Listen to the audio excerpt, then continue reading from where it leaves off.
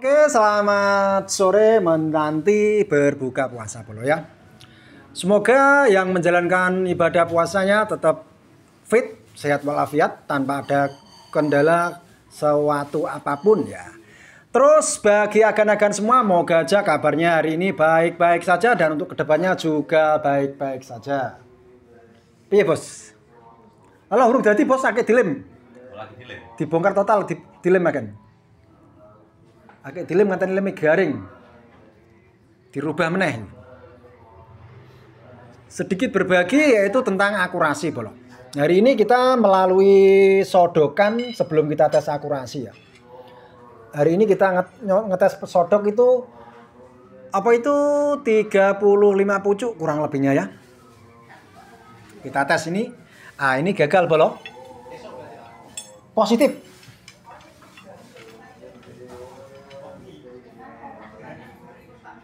Ah ini 35 pucuk kita sodok dari berbagai varian dengan kacang ya. Ini ada 11 di sana yang sudah kita packing, mau kita kiloin ada 14 kalau enggak 15 yang di packing itu. Terus yang di Pare Kediri tadi gagal ya. Kita tes gagal ini, buat Pare Kediri gagal. Tidak jadi. Yang layak terus setelah ini kita gagal pengetesan langsung kita cek semua. Cret ada berapa ya? 35 pucuk mungkin. Kita tes untuk dari lewat guratan. Sodokan ya. Dari merek ABC, grainnya berbeda-beda, terus ide kacang berbeda-beda. Ini kita vonis gagal tidak layak untuk tes akurasi jarak 100 meter. Itu juga ada 14 kalau enggak 15 sudah kita packing, sudah enggak layak untuk jual atau tes di jarak 100 meter. Hanya lolos 1, 2, 3, 7. Sama ini satu kemarin. Jarak 150 meter ini sudah lolos untuk uji pertama ya, belum kedua dan ketiga. Jadi ini kita biarkan dulu, nanti kita tes kembali gitu Bolo ya. Jadi yang tidak lolos untuk uji akurasi Bolo, di sini yang enggak kita jual Bolo. Kita kiloin Bolo. Sama produknya tetap Maniak Barel juga. Kenapa saya kok bilang sekarang review kayak gini? Karena kita mendengar dengan di belakang saya tuh ada suara bilang begini. Wah jualnya segitu, untungnya segitu gitu-gitu. Karena dia nggak melihat dari resiko sebelum pengetesan akurasi Bolo. Yang dipikir hanya nominal keuntungannya saja. Gitu Bolo. Jadi tinggal dikalikan saja. Katakan ini kita hanya 35 pucuk gagal, ada kurang lebih 26 pucuk ya. Kurang lebihnya 26 atau 25. Tinggal kalikan saja itu berapa juta. Gitu Bolo. Dan ini pun sudah layak untuk sodokan. Itu belum tentu lolos di tes akurasi juga. Cuman harapan saya mau aja lolos di tes akurasi ini. Hanya ada 7 ini ya. Yang layak sodokannya. Mungkin yang sudah biasa bermain dengan pengecekan guratan-guratan mungkin ngerti, paham apa yang saya rasakan atau ini pasti ngerti juga. Kalau udah biasa mainan kayak gini pasti paham, sodokan yang kayak gini rasanya gini pasti gagal dan jadi itu pasti ngerti. Makanya kita ini sebelum kita capek-capek mengerjakan mendingan kita sortir terus gak layak jual atau gak layak tes ini Bolo. Jadi saran saya kalau pecinta akurasi apalagi dengan embel-embel kacang slug. Slug itu pasti orangnya pasti pecinta longreng semua, tidak mungkin tidak. Kalau hanya 40 50 itu pastinya cukup dengan pakai kacang konvensional atau JBS atau Jawara dan sebagainya.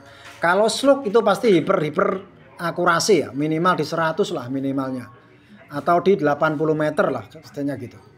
Itu yang pecinta longreng. Jadi kalau hanya dengan ada embel-embel garansi bla bla bla bla tanpa melalui uji akurasi ya ini contohnya kayak saya ini Bolo nggak layak tes gitu Bolo. 35 pucuk hanya lolos 1, 2, 3, 4, 7 dan 8 masih belum kita cek lagi dikarenakan hari ini capek puasa, jadi kita hari ini kita tes di 35 pucuk kurang lebihnya Bolo ya.